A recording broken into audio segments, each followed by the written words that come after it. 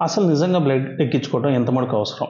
Technology పెరిగిన రోజుల్లో blood పెరగటానికి మార్గాలు చూడటం చాలా ఇంపార్టెంట్. సపోజ్ ఐరన్ తక్కువ ఉందనుకోండి, అలాంటప్పుడు మనం ఐరన్ ఇంజెక్షన్ ఇవ్వటం వల్ల ఒక 2 వారాల్లో ఒక 3-4 గ్రాముల హిమోగ్లోబిన్ పెరిగే ఛాన్స్. అలానే B12 డెఫిషియన్సీ గానీ, రక్తం పగిలిపోతున్నప్పుడు గానీ, వాటి ట్రీట్మెంట్ చేయటం వల్ల రక్తం పెరగటం ఈజీ అనమాట. సో, ఈ రోజుల్లో రక్తం ఎప్పుడు ఎక్కించుకోవాలంటే, మొదటిది హెవీ బ్లీడింగ్‌తో బీపీ తగ్గటం.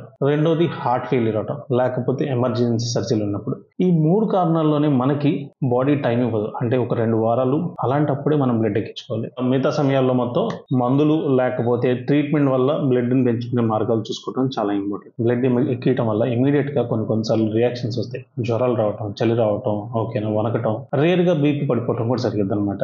ఒకప్పుడు చాలా కామన్‌గా చేసేవాళ్ళం. బ్లడ్ ఎక్కించిన తర్వాత ఒక 10 ఏళ్ళు, 20 ఏళ్ళ తర్వాత హెచ్ఐవి రావటం, హెపటైటిస్ బి గానీ, హెపటైటిస్ సి ఇన్ఫెక్షన్స్ రావడం. కరెక్ట్‌గా కారణం తెలుసుకోండి. దాన్ని సరైన ట్రీట్మెంట్ చేసుకోండి.